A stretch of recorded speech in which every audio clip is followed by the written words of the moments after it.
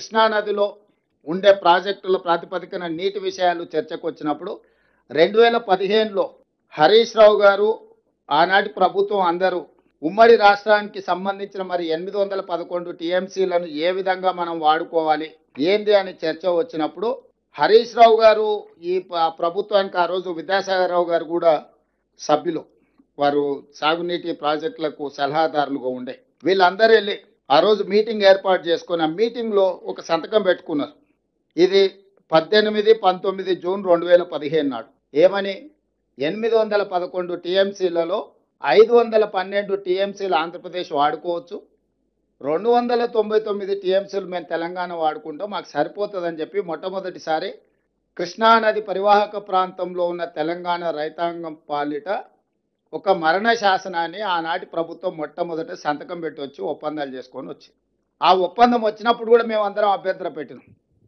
కృష్ణానది పరివాహక ప్రాంతం 88%, 68% తెలంగాణ ప్రాంతంలో ఉంది, 32% ఆంధ్రప్రదేశ్ మీద ఉన్నది. కాబట్టి పరివాహక ప్రాంతం ప్రకారం అంతర్జాతీయ జల విధానంలో పరివాహక ప్రాంతానికే ఎంత పరివాహక ప్రాంతం ఉంటే నీటి కేటాయింపులు అన్ని జరగాలి. 68% తెలంగాణ ప్రాంతంలో పరివాహక ప్రాంతం ఉన్నది కాబట్టి దాదాపుగా 555 టీఎంసీలు తెలంగాణకు వస్తాయి, మిగిలిన వాటిని మాత్రమే ఆంధ్రప్రదేశ్కి ఇవ్వాలని ఒక చర్చ తీసుకొచ్చి దాని ప్రకారం దీన్ని ఫైనల్ చేయాలని river management board Krishna tribunal ముందు కూడా మనం ఆర్గ్యుమెంట్స్ వినిపించడానికి అన్ని రకాలుగా ఏర్పాట్లు చేసినాం. అయినా చంద్రశేఖరరావు గారు, హరీష్ రావు గారు 2015లో సంతకం పెట్టిందే కాకుండా 2020లో కూడా మళ్ళీ ఇన్ని వివాదాలు జరిగినా మళ్ళీ రీకన్ఫర్మేషన్ చేశారు మీటింగ్కి వెళ్ళి. ఏమని? మాకు 299 టీఎంసీలు చాలు తెలంగాణకి, 512 టీఎంసీలు ఆంధ్రప్రదేశ్ వాడుకోమని. దాదాపుగా 9.5 సంవత్సరాలలో మనకు కేటాయించిన 299 టీఎంసీలు కూడా ఏ రోజు తెలంగాణ వాడుకోలేదు. హయ్యెస్ట్ తెలంగాణ వాడుకున్నది ఎంత అంటే 220 టీఎంసీలు మాత్రమే, అది కూడా ఎప్పుడో ఒకసారి వాడుకున్నారు. ఈ 9.5 సంవత్సరాలలో ప్రధానమైన ప్రాజెక్టులు కృష్ణానది మీద నిర్మించిన కల్వకుర్తి నీటి కేటాయింపుల విషయంలో కానీ, పాలమూరు రంగారెడ్డి ఎత్తిపోతల కేటాయింపుల విషయంలో కానీ, నిర్మాణంలో ఉన్న ఎస్ఎల్బిసి కావచ్చు, భీమా కావచ్చు, నెట్టంపాడు కావచ్చు, కోయిల్ సాగర్ కావచ్చు, కల్వకుర్తి కావచ్చు, లేకపోతే పాలమూరు రంగారెడ్డి ఎత్తిపోతల కావచ్చు, సీతారామసాగర్ కావచ్చు, ఇట్లా మహబూబ్ నగర్, రంగారెడ్డి, నల్గొండ, ఖమ్మం వరకు కృష్ణానది మీద ఉన్న ప్రాజెక్టులకు నీటి కేటాయింపులకు అనుమతులు తీసుకురావాలి, నిర్మాణాలను పూర్తి చేయలేదు. దీనివల్ల మనం ఏవైతే కేటాయింపులు జరిగిన 299 టీఎంసీలు కూడా మనం వాడుకునే పరిస్థితి లేకుండా తెలంగాణకు పూర్తిగా అన్యాయం జరిగింది. నిజంగానే ఆ ప్రాజెక్టులు పూర్తి చేస్తే, మన ప్రాజెక్టులు పూర్తి అయినప్పుడు ఆ 299 వాడుకోవడమే కాదు, మనకు 555లో మన హక్కు ఏ విధంగా ఉందో కొట్లాడి మనం అది సాధించుకోవడానికి అవకాశం ఉండే. ప్రతిసారి ఆంధ్రప్రదేశ్ మన పాలమూరు రంగారెడ్డి ఎత్తిపోతల లేకపోతే కల్వకుర్తికి నీటి కేటాయింపులు వచ్చినప్పుడల్లా వాళ్ళు అభ్యంతరాలు పెట్టేవాళ్ళు. మాకు కృష్ణా డెల్టా ప్రాంతంలో ఆయకట్టు స్థిరీకరించబడ్డది, మా ప్రాంతానికి మొత్తం మా స్థిరీకరించిన ఆయకట్టుకు నీళ్లు వాడుకున్నాకనే మిగులుతూనే తెలంగాణ తీసుకోవాలని ఒక వాదన తీసుకొచ్చి ఏ రోజు కూడా మన కేటాయింపుల విషయంలో స్పష్టమైన ఆదేశాలు తీసుకోవడానికి అభ్యంతరం పెడితే, అండర్ కన్స్ట్రక్షన్లో ఉన్న ప్రాజెక్టులు పూర్తి చేసి ఉంటే మన సమస్యకు పరిష్కారం దొరికి ఉండేది. కానీ ఏ రోజు కూడా చంద్రశేఖరరావు గారు ఆ దిశగా పనులు పూర్తి చేయలేదు. 9.5 సంవత్సరాలైనా ఉమ్మడి రాష్ట్రంలో మొదలుపెట్టిన ప్రాజెక్టులు అక్కడనే ఉన్నాయి. ఇప్పుడు అవే వారసత్వం మనకు వచ్చింది. ఇప్పుడు మనము నిరంతరం ప్రయత్నం చేస్తున్నాం ప్రాజెక్టులను ఏ విధంగా పూర్తి చేయాలో, దీనికి కేంద్ర ప్రభుత్వం నుంచి ఏ విధంగా నీటి కేటాయింపులను సాధించుకోవాలని. కానీ కేంద్ర ప్రభుత్వం కూడా ఈ సమస్యను పరిష్కరించాలన్న ఆలోచన, దీనికి శాశ్వతమైన ఒక విధానాన్ని ఇవ్వడం ద్వారా ఈ సమస్యను పరిష్కరిద్దామని ఈ 10 సంవత్సరాలు 11 సంవత్సరాలుగా కూడా మోడీ గారి ప్రభుత్వం దీని మీద దృష్టి పెట్టలేదు. ఈ సమస్యల్ని పరిష్కరించుకోవడానికి టెక్నికల్ కమిటీ, అంటే ఈ ప్రాజెక్టులకు సంబంధించిన సాంకేతిక అంశాలు చర్చించడానికి టెక్నికల్ ఆఫీసర్స్ కమిటీ, దీనిపైన చర్చించడానికి ఆఫీసర్స్ కమిటీ, ఎగ్జిక్యూటివ్ ఆఫీసర్స్ అంటే ఐఏఎస్లతోని, ఆ పైన సమస్యలు వచ్చినప్పుడు మాట్లాడుకోవడానికి ఒక మినిస్టర్ లెవెల్స్ కమిటీ, ఆ పైన అపెక్స్ కౌన్సిల్ చైర్పర్సన్ వచ్చేసి జలశక్తి మినిస్టర్, మెంబర్స్గా 2 chief ministers or members Andhra Pradesh and Telangana. ఈ అపెక్స్ కౌన్సిల్ మీటింగ్లో ఒకవేళ ఇక్కడ పరిష్కారం కానప్పుడు 2015లో ఉమాభారతి గారి నేతృత్వంలో జరిగినప్పుడైనా, తర్వాత ఫడ్నవీస్ గారు అయినప్పుడు ఆన్లైన్లో చంద్రశేఖరరావు గారు పోయి మాట్లాడినప్పుడైనా కృష్ణానదిలో మన వాటాలు మన ప్రాజెక్టుల యొక్క నీటి కేటాయింపులకు వారు ఎప్పుడూ వాదించలేదు. వారు ఏ రోజు కూడా సాధించాలన్న చిత్తశుద్ధితో కూడా వారు ముందుకు పోలేదు. దాంతోనే ఆ సమస్య అట్లనే ఉండిపోయింది. ఇప్పుడు అది జటిలంగా మారింది. సరే, కృష్ణానదిలో ఆ విధంగా మనకు సమస్యలు ఉంటే మన అసలైన హక్కును కూడా సంతకాలు పెట్టి దారదత్తం చేసి వచ్చి కృష్ణాను శాశ్వతంగా కృష్ణా పరివాహక ప్రాంతంలో రైతుల పాలిట ఒక మరణ శాసనాన్ని రాసిన వీళ్ళంతా హరీష్ రావు గారు, చంద్రశేఖరరావు గారు. ఇలా బనకచెర్లను ఆపాలనే చిత్తశుద్ధి మీకుంటే మీరు చూపాల్సింది ఏంటిది? ఆంధ్రప్రదేశ్ ప్రభుత్వం, చంద్రబాబు నాయుడు గారు కేంద్రానికి రాసిన లేఖలు, జలవనరుల శాఖకు రాసిన లేఖలు, బనకచెర్లను ఆయన ఏ రకంగా ముందుకు తీసుకుపోతున్నాడో చూపించాలి. అది చూపించిందా మీరు? దాని గురించి ఎక్కడా ప్రస్తావన లేదు. చంద్రబాబు గారు బనకచెర్ల మీద కేంద్రానికి రాసిన లేఖలు కానీ, ఆయన మాట్లాడిన మాటలు కానీ నీ పవర్ పాయింట్ ప్రజెంటేషన్లో ఎక్కడ నువ్వు చూపలేదు, దానికి స్థానం దొరకలేదు. ఇప్పుడు కాళేశ్వరం ప్రాజెక్టును అడ్డుకున్నాడు చంద్రబాబు నాయుడు, పాలమూరు ఎత్తిపోతల పథకాన్ని, దిండి ఎత్తిపోతల పథకాన్ని, తుమ్మిళ్ళ లిఫ్టును, భక్తరామదాస్ లిఫ్టును, ఎన్నో తెలంగాణ ప్రాజెక్టులను నేను అడ్డుకున్నాడు. దానికి ఎందుకు నీ పీపీటీలో చూపించలేదు?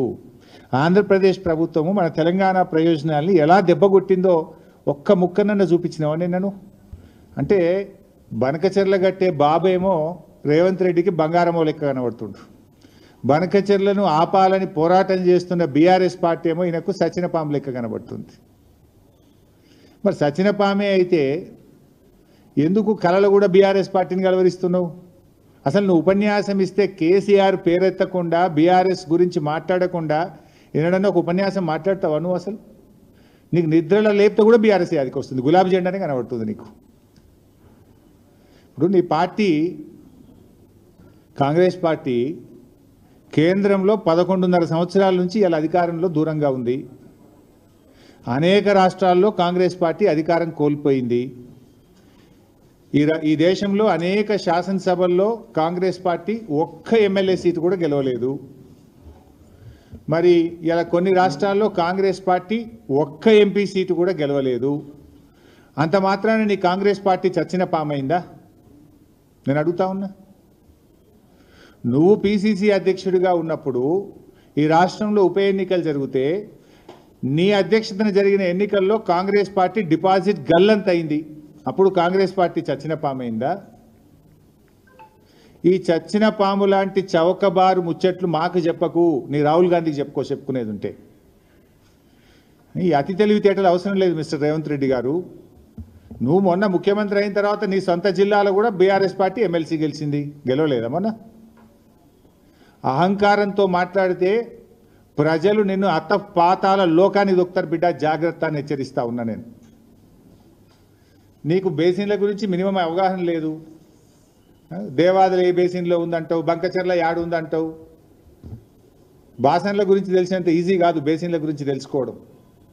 కనీస అవగాహన లేకుండా మాట్లాడి ఈ రాష్ట్రం పరువు తీస్తా ఉన్నావు నువ్వు. ఇవాళ ఏదో సామెత ఉంటే చూడు, భయం లేని కోడట బజార్లో గుడ్డు పెట్టిందట. నీ తీరు కూడా గట్లే ఉంది. ఈయనట కేసీఆర్ను ప్రశ్నిస్తారట. బంకచెర్ల మీద ఈ బొంకుడు రాజకీయాలు బంద్ పెట్టు. రేవంత్ రెడ్డి గారు నాడు బాబు కోసం బ్యాగులు మోసి బ్యాగ్ మ్యాన్గా పేరు తెచ్చుకున్నావు.